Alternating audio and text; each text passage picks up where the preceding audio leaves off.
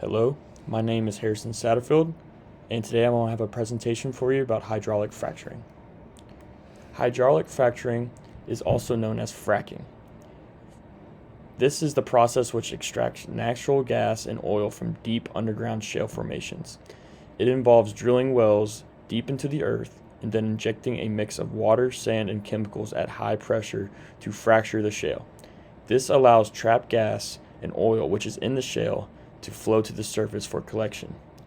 Used fracking fluid returns as wastewater, needs proper disposal, which requires truckloads of materials hauled off. So as you can see from this picture, we have the well right here. This is the old drill rig on top, and this is where the chemical and sand mixture is shot down, which is in between the water aquifer, which we will get into later, into the fracking process, which holds a lot of natural gas and oil. This is then surfaced up into this truckload and then brought into wherever it needs to go. This process is very essential for the energy needs across the nation and across the world. Fracking is very controversial because this process does affect the environment and that in many health concerns of the people surrounding it. There's two different types of pollution that come from fracking. Water pollution is a major concern due to the potential contamination of the groundwater sources. During the fracking process, chemicals with heavy metals and natural occurring substances can leach into the underground aquifers, endangering both human health and the ecosystem around it. Additionally, spills or leaks from storage tanks and pipelines can release pollutants directly into the surface water bodies, further exacerbating the problem.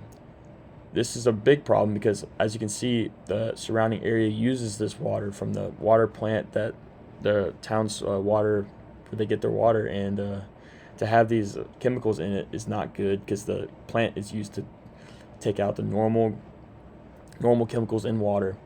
But as you can see, with these new chemicals coming in, they do not remove them, and people can get sick. The disposal of the wastewater, which often contains high levels of toxins and brines, poses another risk as it can seep into the soil or be inadequately treated, ultimately finding its way into the waterways and into the surrounding area.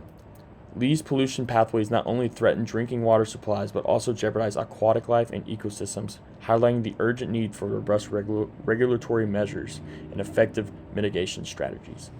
The well that we were discussing earlier has to go deeper than what the water well is.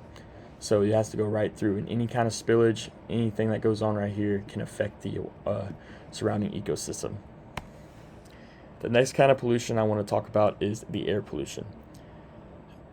The drilling and extraction and transportation process releases pollutants such as volatile organic compounds, nitrogen oxides, and particulate matter into the atmosphere. Diesel machinery used in drilling and transporting materials emits nitrogen oxides and fine particles, contributing to smog and respiratory issues. Additionally, the flaring or burning off of excess natural gas releases greenhouse gases like methane and carbon dioxide, exaggerating the climate change. People surrounded by a fracking operation have shown that they get sicker and they tend to have shorter life expectancies, and people are narrowing in on the fracking process as being the reason for that. The release of this volatile organic compounds from fracking activities can lead to the formation of ground level ozone, a harmful pollutant that can cause respiratory problems and aggravate existing health conditions. Overall, the air pollution from fracking poses risk to both human health and the environment, underscoring the importance of mitigating these emissions through regulatory measures and technological advancements. As a result to these pollutions, such as water and air, people have begun putting out signs saying, like, this is not good for our environment, and they need to stop. They need more regulation. A lot of benefits come financially to fracking. Job growth in particular has been a big factor across the United States. In a recent study from 2005 to 2012, the drilling industry saw a surge in employment opportunities. It created an estimated 725,000 jobs nationwide. States at the forefront of fracking operations, such as Arkansas, Louisiana, Oklahoma, and Texas, experienced substantial economic gains, with job creation contributing to local prosperity. Uh, the surrounding areas, of course, benefited the most, but states such as Michigan and Ohio benefited as well, witnessing a boost in employment and economic development.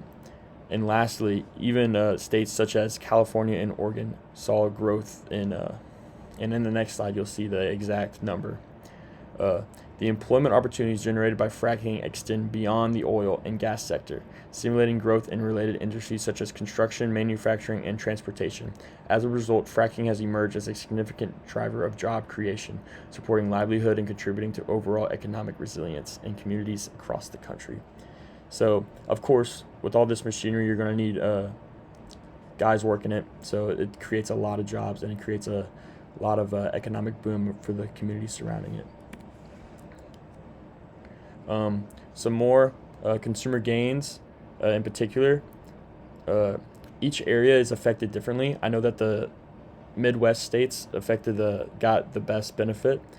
States such as Arkansas, Louisiana, Oklahoma, and Texas average around $432 per person in consumer gain from 2007 to 2008, which was the height of the fracking boom. Michigan and Ohio experienced consumer gains as well, from $259 a person. And then even states such as Oregon and California, who are across the country, experience $181 per person boom. These savings on energy bills contribute to household budgets, allowing consumers to allocate funds to other necessities or discretionary spending. The economic ripple effect of reduced energy costs can also stimulate local economies, fostering growth and creating additional opportunities for business and individuals alike. Overall, the consumer gains from fracking have had a tangible and positive impact on household finances and economic prosperity in various regions across the country. In conclusion, the topic of hydraulic fracturing remains complex and contentious, with both proponents and opponents offering valid arguments.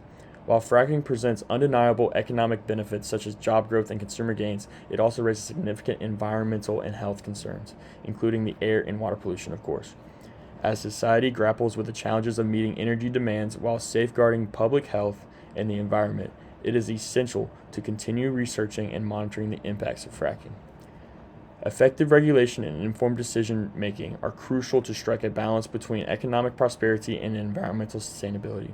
Moving forward, innovation and alternative energy sources should be explored to ensure more sustainable and resilient energy future for the generations to come. Thank you.